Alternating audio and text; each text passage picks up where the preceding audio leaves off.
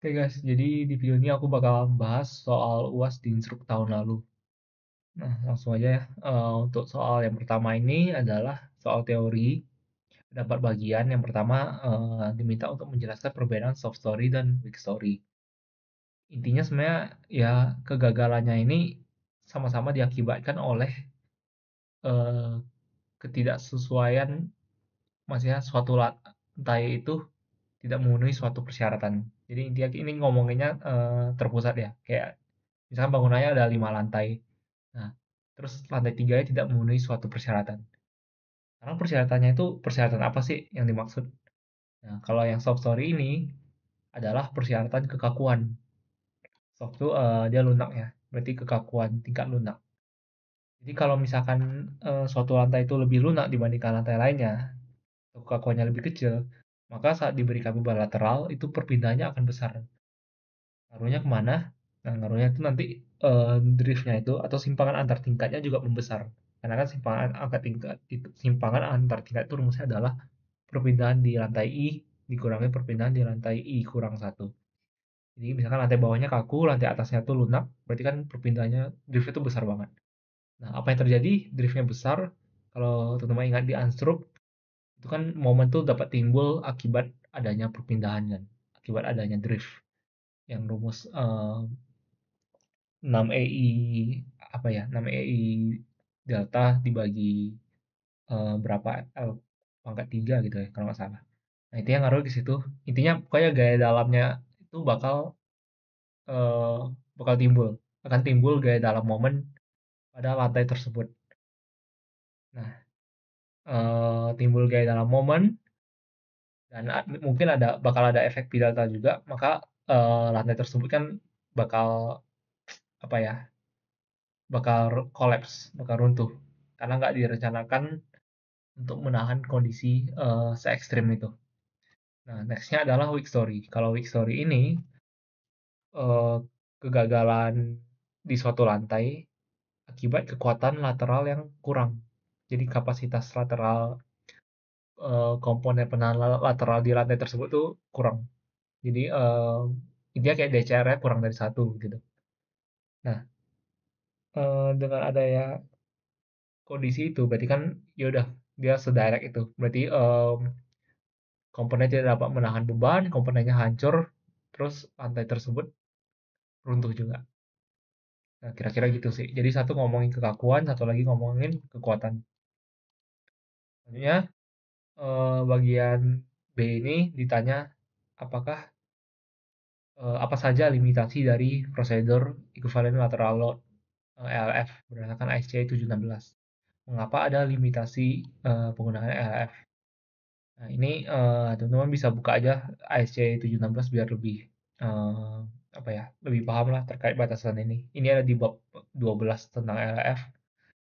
Jadi ini ada batasannya, dia tuh nggak bisa dipakai untuk struktur irregular, terus perbedaan dan kekuatan lantainya tuh ada batas-batasannya, dan perbedaan massa lantainya juga ada batasannya.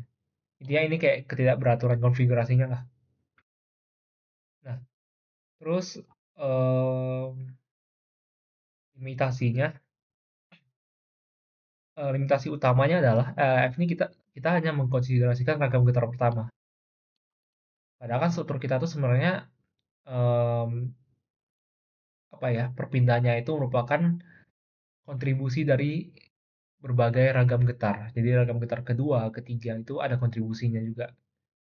Nah, walaupun strukturnya itu udah regular, tapi ya em, baik lagi karena LF ini merupakan perhitungan yang bisa dibilang paling sederhana lah, cepat sederhana.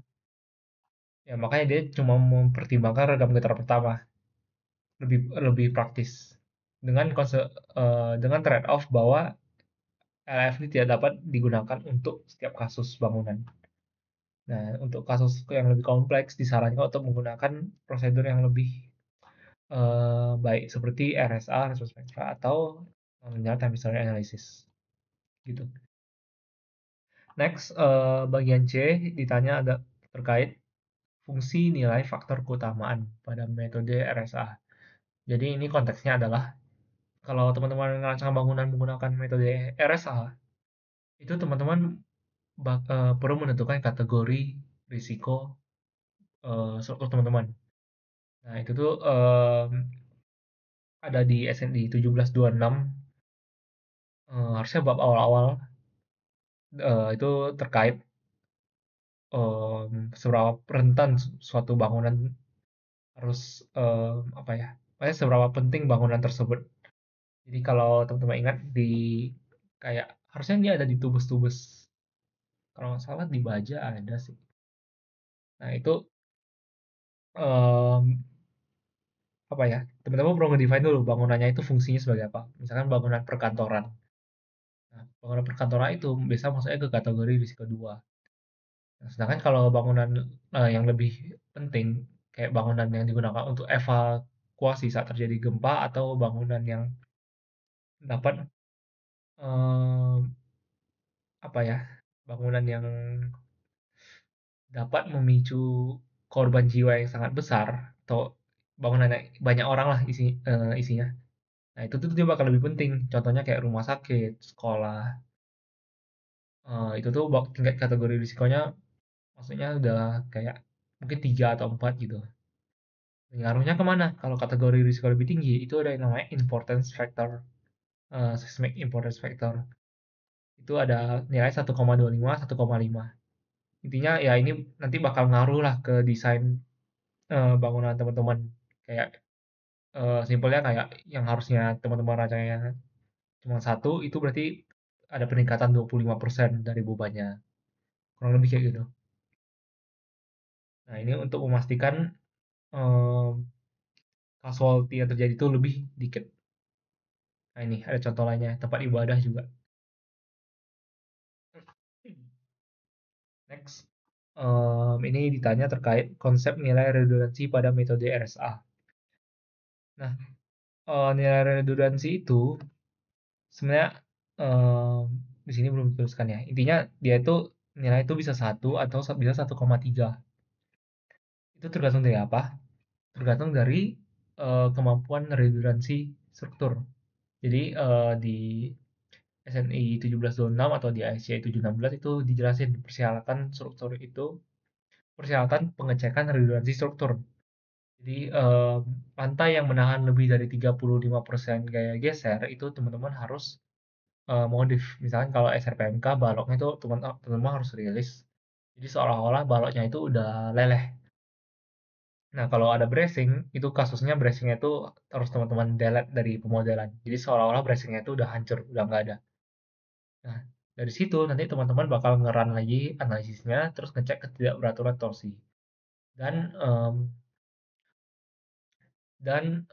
ini apa ya?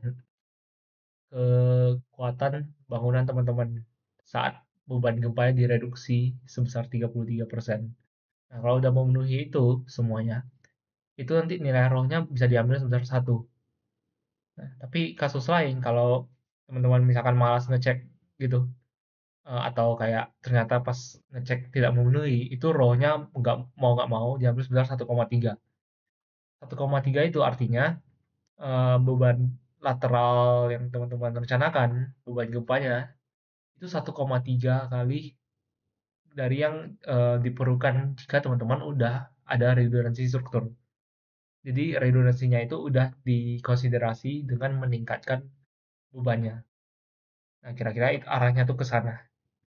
Nah, ini ada tambahan lainnya lah. Kalau teman-teman mau baca atau ya pakai yang dari SNI 1726 sama aja semuanya. Gitu. Ya ini tambahnya sih intinya redundansi ini biar strukturnya itu tidak terjadi keruntuhan progresif. Kayak misalkan kalau satu kolom hancur, bukan kolom ya, misalkan satu balok hancur. Kita nggak mau kan kayak satu satu bangunan itu langsung hancur. Kan kayak jadi apa ya? eh ya kurang efisien aja kan. Kayak satu komponen tuh bisa merepresentasikan satu struktur gitu. Nah, next soal teori udah selesai, kita masuk ke soal hitung-hitungan. Jadi ini soalnya ada suatu bangunan MDOF. Jadi ini ada 3 doff di lantai 1, lantai 2, lantai 3. Terus dia bakal dikenai beban harmonik pada lantai 3 sebesar Ft 915 sin 8 IT. Jadi bebannya itu beban sinusoidal. Satuannya kilonewton. Nah, terus di soal itu diketahui juga masa lantai per satuan panjang. Nah, berarti nanti dari sini teman-teman bisa tahu lah masanya itu berapa. Terus dimensi kolomnya konsisten, maksudnya ya konsisten untuk setiap kolom dan nilainya itu orientasinya itu simetris 500 ke 500. Seperti ini teman-teman ya udah ngitung inersianya kan langsung aja. Seperdua BH pangkat 3. Nggak perlu ngedefine dulu B-nya yang mana, H yang mana. Kalau misalkan nggak diketahuin dimensi kolomnya itu orientasinya gimana, itu teman-teman nanti di UAS tulis saja asumsi kolom itu sumbu kuat.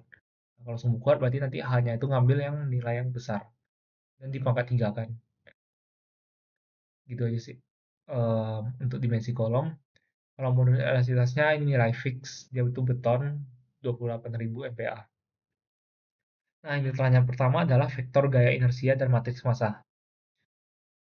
Ini intinya sebenarnya matriks massanya sih. Vektor gaya inersia itu ya teman-teman tuliskan aja rumusnya. Jadi vektor gaya inersia itu rumusnya adalah F sama dengan M kali A. Ini hukum 2 Newton. Atau kalau di instruk nulisnya ya F inersia T sama dengan M dikali U double dot berarti kan jadi percepatan U double dot T. Nah, udah selesai yang permintaan pertama. Terus jangan lupa matriks massanya. Tadi kan teman-teman udah tahu ya, Q-nya itu massa per satuan panjang dari pelat.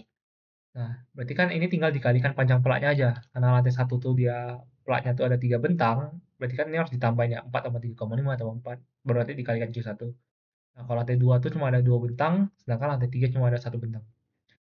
Nah, ini ngitung aja, dapat masanya 23.000, 22.500, dan 17.500. Dan jangan lupa, masa itu dia selalu ini, matriksnya selalu diagonal. Jadi teman-teman langsung aja tuliskan di sini langsung dijadikan bentuk diagonal.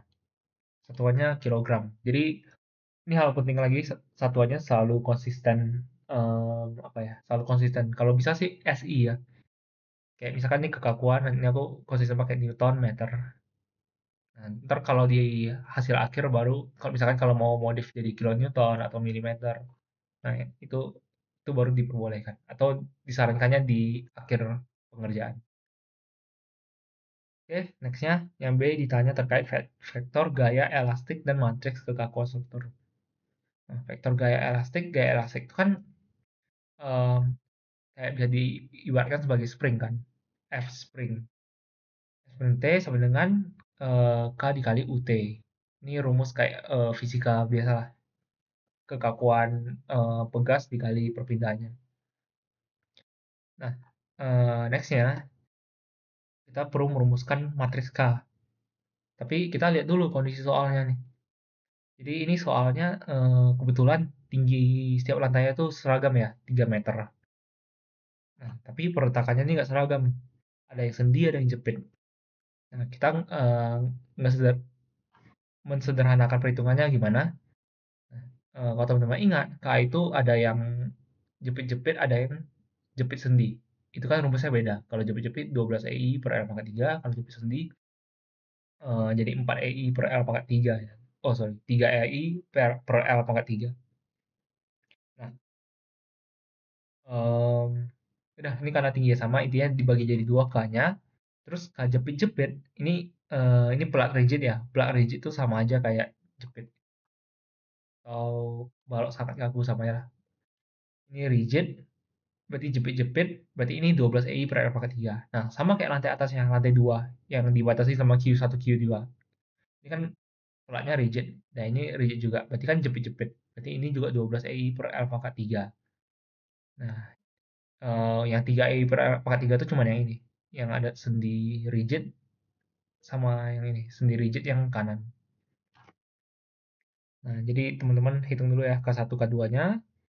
Udah tahu eh, di di apa ini nih? Disusun untuk permasanya. Jadi ini kayak tutorial yang di kelas waktu itu. Matriks kekakuan itu disusunnya per masa. Kita ninjau di masanya. Misalkan ini kita tinjau yang massa satu. Nah, itu cara mudahnya buat ngingat adalah setiap kolom yang menyambung ke lantai ke massa satu ini atau ke lantai satu itu akan menyumbangkan kekakuan di U1-nya. Jadi kan di sekitar lantai satu ini dia tuh ada kayak apa ya? Ada bentar. Ya, di sini ada 4 kolom di bawah sama 3 kolom di atas kan. Nah, ya udah karena 4 kolom itu ada apa ya? Yang ini sebenarnya lebih lengkapnya U1 kurang U0 sih yang ini. Tapi karena U0-nya itu rigid, maksudnya langsung pertakan, makanya kan dia nggak mungkin ada displacement kan. Makanya langsung sama dengan 0. Makanya ditulisnya tuh kayak gini. Nah, terus dia jangan lupa dikurangin sama kekakuan dan massa di lantai seberangnya. Kan kolomnya ini menyatu ke lantai ke M2 ini juga ya, ke Q2. Maka dia harus dikurangin gitu. Mungkin ini sebenarnya aku nggak bakal jelasin lebih rinci lagi ya. Soalnya kan udah ada juga di PPT yang asistensi waktu itu. Itu ntar dibuka aja terus dipahamin lagi ya cara ngeformulasikan ini. Nah, lanjut ke masa 2 masa 3 ntar teman-teman udah formulasikan semua. Itu kan tadi masih dalam bentuk K1, K2 ya. Nah, itu jangan lupa disubstitusikan nilainya. Ntar jadinya seperti ini. Oke, next, dia juga minta untuk menghitung frekuensi anggular menggunakan menggunakannya nggak dikasih tahu sih, tapi ya biasanya kita ngitung frekuensi anggular selalu menggunakan analisis eigenvalue. Nah, jadi analisis eigenvalue itu kita cuma ninjau bukunya aja. Dari sini kita em, meninjau solusi non trivialnya dengan apa ya menggunakan determinannya. Determinan itu sama dengan nol. Nah, terus sebenarnya langkah ini nggak perlu dilakukan ya. Cuma ini aku eh, ya apa ya disarankan untuk dilakukan karena ini kan ujiannya offline. Jadi nanti teman-teman bakal pakai kalku buat nge-solve eh, persamaan pangkat 3 ini. Nah, dia tuh nge-solve-nya bakal lebih cepat kalau teman-teman eh, perkecil ininya. Variabel, sorry, konstanta-konstantanya sama nilai ini perkalian variabelnya teman-teman kecilin itu ntar pas nge-solve-nya lebih cepat. Terus ya, biar nggak ada kuadrat juga kan. Ini kan masih omega kuadrat. Nah, intinya ini aku sederhanain lambda sama dengan sekian, terus omega sama dengan sekian, omega-nya disubstitusikan ke sini, terus nanti persamaannya jadi sederhana seperti ini. Dari sini ngitung determinannya sama dengan 0, di solve dapat 3 hasil ini. Nah, jangan lupa lambda ini harus di solve di apa ya? Dikonversi kembali menjadi frekuensi angular kuadrat dan frekuensi angular. Sebenarnya yang kuadrat ini nggak perlu, tapi ini aku tuliskan aja karena dia bakal membantu nanti. Nah, terus untuk natural period-nya, ini langsung rumus saja. Tn sama dengan 2pi dibagi omega i. Berarti kan frekuensi periode pada suatu ragam getar atau suatu mode lah ini ya. Suatu i itu fungsi dari frekuensi angularnya, tergantung dari omega ya. Next ya, nextnya diminta untuk menghitung merumuskan mode shape struktur. Jadi kalau untuk menentukan mode shape struktur itu kita menggunakan analisis eigenvector. Jadi eigenvector itu didapat dengan mengasumsikan umumnya sih row 1 atau baris yang pertama di matriksnya itu dianggap bernilai 1. Nah, dengan ini teman-teman kan bisa nge-solve ya. Ini persamaan apa ya? eh in, pakai ini sama ini langsung ke solve deh. Sorry, persamaan 2 dan persamaan 3 itu teman-teman bakal dapat nilai V21 dan V31-nya. Nah, terus ini juga sama di solve. Sebenarnya ini juga mungkin kalau di PPT buku ada cara konversinya ya. Jadi dari matriks 3 kali 3 jadi matriks 2 kali 2 terus di solve. Tapi ya ini apa ya? Kalau aku sih tahun lalu ngerjainnya kayak gini. Jadi ini aku cuma tunjukin aja apa yang prosedur yang dapat digunakan. Tapi kalau tahu metode alternatif, silakan digunakan metode itu. Nah, terus dapat deh nilai V-nya itu tinggal digabungin aja matriksnya. Ini kan matriks 1, 2, 3. Matriks 1 itu direpresentasikan dengan kolom 1, matriks 2 kolom 2, matriks 3 kolom 3. Nah, row 1 ini menandakan lantai 1, row 2 itu lantai 2, row 3 lantai 3. Jadi jangan ya apa ya? Ini ada artinya lah. Kalau kolom itu berarti ragam getarnya, baris itu berarti lantainya. Nah, terus jangan lupa kalau di soal Bupat itu biasa selalu diminta untuk menormalisasikan mode shape-nya. Jadi kayak kalau kayak gini nih belum bener gitu. Ini harus dinormalisasikan dulu. Caranya gimana? Caranya dikalikan dengan faktor alfa ini. Jadi alfa untuk masing-masing ragam getar nih nilai bakal berbeda. Alfa ini fungsi dari ragam getar dan massa struktur. Jadi ini dihitung aja masing-masingnya. Ini dihitung dulu untuk ragam getar 1. Jadi dapat alfa satunya, terus alfa satunya tinggal dikalikan aja sama ragam getar 1. Hal ini dilakukan untuk ragam getar 2 dan 3, terus nanti tinggal digabungin. Kayak gini hasilnya. Gitu. Nextnya itu Bupat minta sebenarnya generalize. Sebetulnya lebih ke ini sih. Um, Persamaan uncouple ya. Nah, jadi cara uncouple-nya gimana? Itu kita hitung dulu setiap um, mucukunya. Mucuku yang udah ditranspos, dikalikan dengan ragam getar transpos. Nah, pertama, untuk yang matriks masanya, itu teman-teman bikinnya jadi kayak gini. V transpos kali M kali V, dia tuh harus sama dengan matriks identitas. Kalau nggak sama dengan ini berarti ada yang salah nih di perhitungan teman-teman. Nextnya matriks C ini ya rumus saja ya, langsung kayak gini. Ini biasa nggak di otak-atik lagi, nggak perlu disubstitusikan apa-apa. Memang kayak gini apa adanya. Kalau di soal dikasih tahu gak ada redaman atau ya nggak ada redaman ya udah ini diabaikan aja. Terus nextnya matriks K ini diagonal dari omega i kuadrat. Ini harusnya ada kuadratnya. Nah, ini nilainya, ini yang tadi aku bilang ya, ini tadi aku sengaja buat kuadratnya, biar ini tinggal dimasukin aja nilainya ke sini. Nah, ini kan langsung dapat ya nilainya. Nextnya untuk sisi kanan yaitu sisi pembebanannya, ya itu langsung aja direct. Jadi V transpose dikali F. F-nya jangan lupa, tadi bebannya terjadi hanya di lantai 3. Nah, itu setelah dikalikan, hasil itu bakal jadi seperti ini. Nah, ini persamaannya udah uncouple nih. Ini matriks diagonal, matriks diagonal, matriks diagonal. Bebannya juga apa ya, per baris gitu. Nah, dari sini kita bisa pisahin persamaannya. Ini untuk ragam getar 1, ragam getar 2, ragam getar 3. Sorry, bukan ragam getar. Eh, Baris. Kalau ini selalu baris. Baris 1, baris 2, baris 3. Oke. Nextnya adalah MPF dan MMPF. Ini rumus saya. Ini kalau teman-teman udah normalisasi, dia M-nya tuh pasti sama dengan 1. Nah, yang perlu dihitung nih nilai L-nya. Jadi L itu ya V transpose dikali M dikali R. R ini apa sih? R ini sebenarnya kayak cuman em, apa ya? Diperlukan untuk mengubah matriks menjadi suatu nilai. Jadi ini sebenarnya kalau nggak dikaliin matriks R ini, dia kan masih dalam matriks.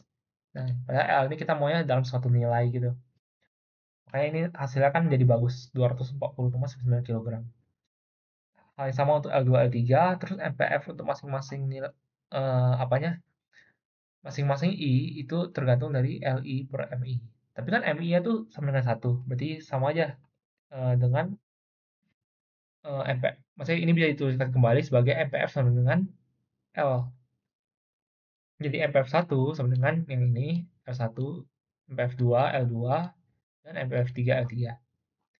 Nextnya kita hitung MMPF. MMPF ini dihitung dengan rumus L1 kuadrat dibagi M total. Nah ini ya direct aja, langsung L-nya kita udah tahu, masalahnya udah tahu. matriks masanya udah tahu maksudnya, tinggal ditotalin aja.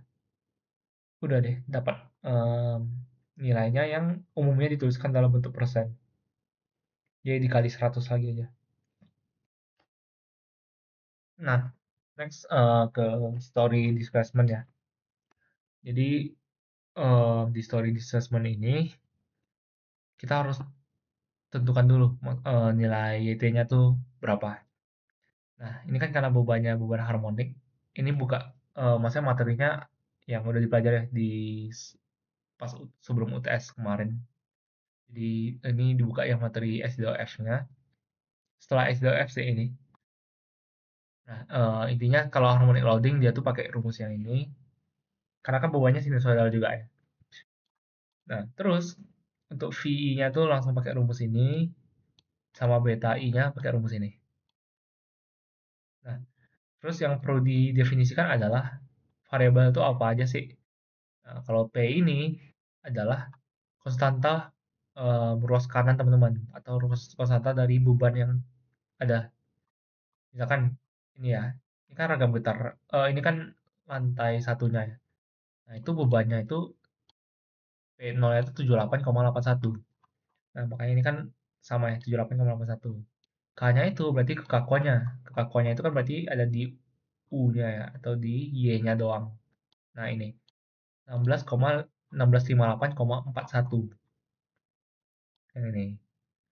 Terus omeganya yang tadi ya di atas juga sama omega 1, beta satunya dihitung pakai rumus ini, V satunya dihitung pakai rumus ini. Gitu. Jadi intinya sebenarnya ini nih rumus yang langsung tadi kan persamaannya tuh kayak gini ya, teman-teman. Nah, ini kalau di solve itu teman-teman menggunakan rumus ini. Jadi dengan menggunakan rumus ini teman-teman bakal dapat perpindahannya dalam bentuk Y. Terus nanti teman-teman harus eh, kalikan lagi dengan V biar jadi bentuk U. Oke, jadi nextnya ini ya, Y masing-masing Y-nya udah diperoleh, Y1, Y2, Y3. Terus tadi udah dikalikan V, terus di sum ya, dijumlahin, dapat deh perpindahan strukturnya. Jadi ini memang jawabannya tuh dalam bentuk sin-nya ini nggak boleh dihilangin, karena memang di soal tuh diminta UT, jadi U dalam fungsi T, berarti masih dalam bentuk harmonic loading. Nah, ini jawabannya untuk selanjutnya adalah story share. Um, story share ini rumusnya langsung pakai yang apa ya, kekakuan dikali perpindahan. Karena kan kayak ini ibaratnya kayak F sama dengan M kali bukan. Ini sorry, ini yang kekakuan spring. F sama dengan K kali U. Apa tadi namanya? Elastic force ya, kalau nggak salah. Nah, yaudah ini K-nya tadi udah tahu, U-nya yang ini dikalikan deh matriksnya. Dapat hasilnya ini. Jadi ini sebenarnya soalnya apa ya, nggak seribet itu. Cuman pas ujian tuh dia emang panjang gitu ya. Ya ini kan banyak matriks. Matriks ini teman-teman harus kaliin dengan matriks ini, dengan matriks ini, matriks ini. Makanya ini kayak ini harus udah lihai pakai kalkulatornya dan harus banyak-banyak latihan gitu. Nextnya adalah Bezier. Bezier tuh berarti kan gaya geser dasarnya. Nah itu rumusnya tuh ini. Baik lagi, ini intinya ya menjumlahin masing-masing ini ya, masing-masing gaya pada suatu lantai. Jadi ini gaya di lantai satu tambah gaya di lantai 2 tambah lantai 3 hasilnya segini. Terus sin-nya kan tetap kan, karena yang dijumlahin itu cuman ini aja, antar barisnya aja. Nah, tapi kalau persamaan otomatisnya ini sih, kalau mau dihitung ya sama aja, intinya dijumlahin aja. Terus overturning moment itu sama kayak VB tadi, tapi bedanya ini pakai H. H besar. H besar itu apa? H besar itu berarti ketinggian relatif masing-masing lantai yang diukur dari dasar struktur. Jadi H1 ini kan tadi 3 meter ya. Lantai 1 itu 3 meter di atas tanah. Lantai 2 3 tambah 3 meter di atas tanah, berarti 6 meter. Lantai 3 tambah lagi jadi 9 meter. Terus dikalikan aja, dapat deh. ininya, persamaan overtuning momennya. Oke, nextnya bagian K, ini bukan minta untuk menghitung story displacement untuk lantai 1 dan lantai 2. Nah, menggunakan metode SRSS dan CQC. Pertama untuk SRSS ini direct ya, metodenya itu berarti em, teman-teman nilai kuadratin dulu perpindahannya, terus dijumlahin baru diakarin. Seperti ini. U1 max, ini akibat ragam getar 1, ini ragam getar 2, ini ragam getar 3. Sama halnya untuk U2. Mendapatkan hasilnya seperti ini. Next untuk CQC, ini rumusnya ya ini dicatat aja ya rumusnya. Jadi ini intinya ya dia tuh mempertimbangkan perkalian eh, perpindahan antar mode-nya. Kalau tadi kan kayak masih belum apa ya, nggak dikali silangin gitu. Misalkan kayak ini dikuadratin dulu baru ditambahin. Kayak bukan ini kali ini. Nah, tapi di CQC dia tuh ada hubungannya. Ini harus dikaliin ini terus ada roh IJ-nya. Jadi ini dicatat aja lah pokoknya. Terus tinggal digunakan rumusnya. Nah, ini beta sama dengan omega I per omega J. Dengan omega I itu lebih kecil dari omega J. Atau artian lainnya, intinya beta ini nilainya selalu lebih kecil dari 1. Jadi kalau nggak lebih kecil dari 1 berarti kebalik kan. Teman-teman pakai aja di omega J dibagi omega I. Dia selalu kecil sama dengan 1. Next ya, untuk apa ini? Ini IJ-nya, roh IJ itu rumusnya ini. Nah, ini ya dia itu fungsi fungsi dari beta dan zeta.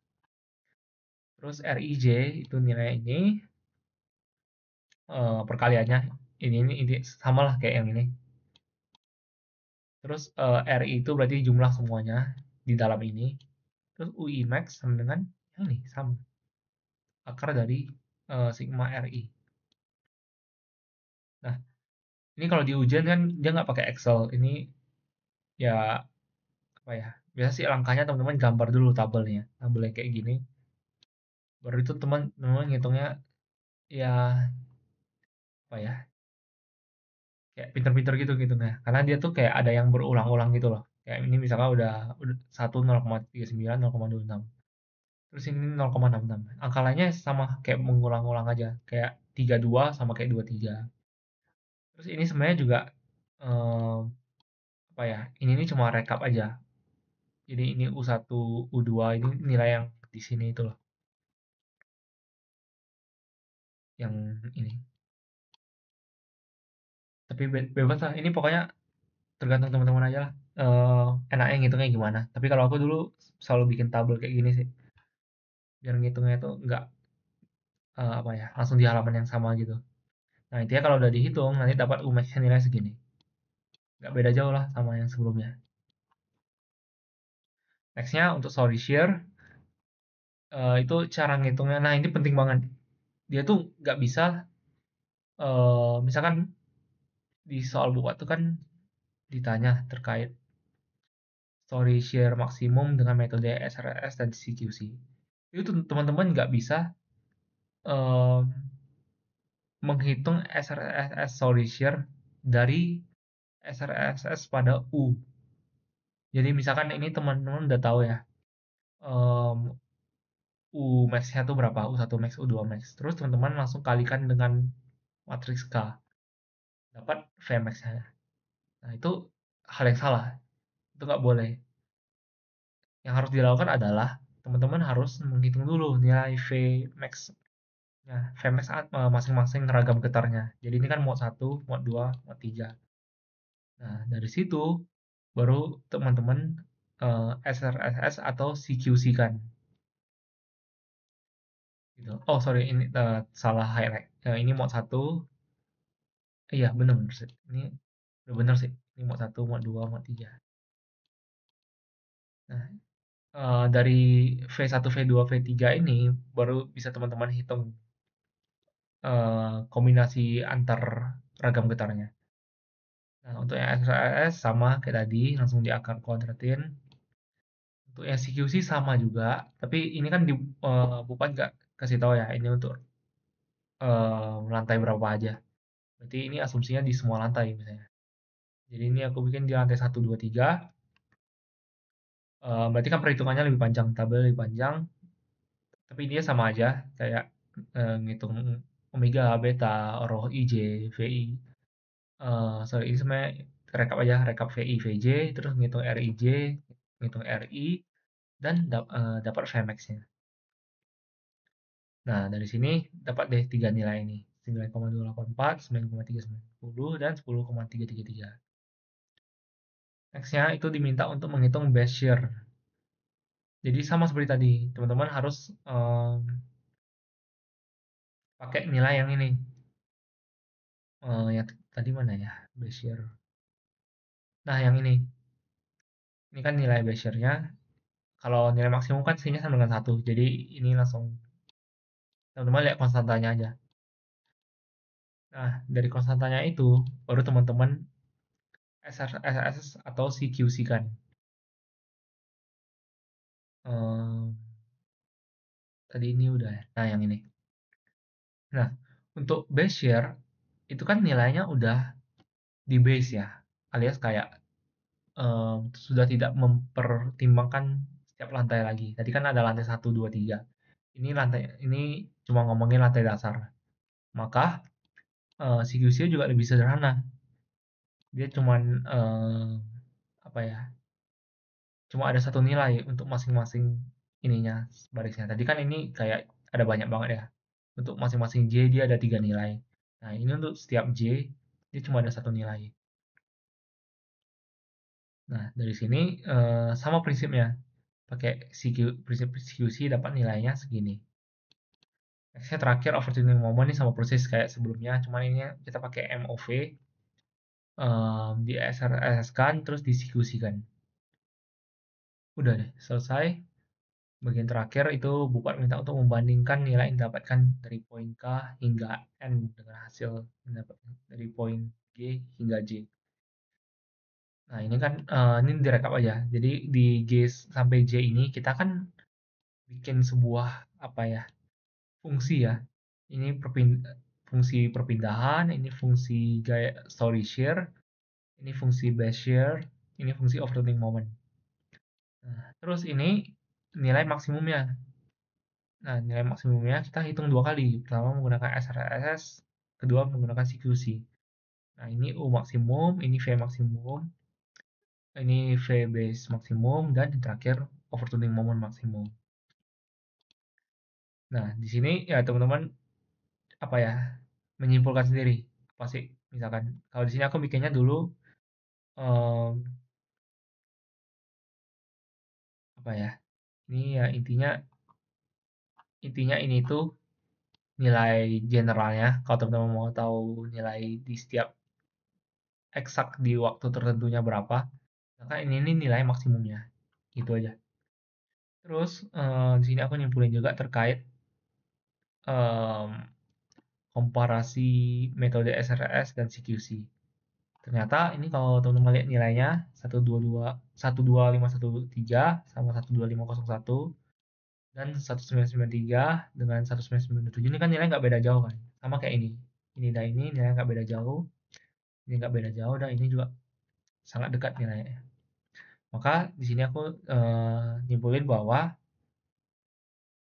nilai respon spektrum nilai respon maksimum struktur yang diperoleh dari kedua metode tidak berbeda jauh pada studi kasus struktur yang ada di soal ini. Nah, ini ya gitu sih. Jadi itu aja untuk pembahasan UAS-nya. Nanti ini ada Excel-nya juga ya terkait perhitungan mulai dari matriks massa, kekakuan, frekuensi angular ini eigenvalue, eigenvector atau kebalik ya. Ya itu intinya. Terus ini generalisasi mode shape-nya, MPF, MPF sama MMPF. Terus ini ada solid adjustment, solid share, base share. Eh, ini bukan base share ya, ini overturning moment dan over yang dalam fungsi waktu. Terus ini yang tadi bagian terakhir, yang nilai maksimumnya. Jadi ini nanti, entar aku upload aja, kalau mau dipahamin ya bisa dari sini sih cara ngitungnya. Sekian dari tutorialnya, semangat untuk ujian akhirnya.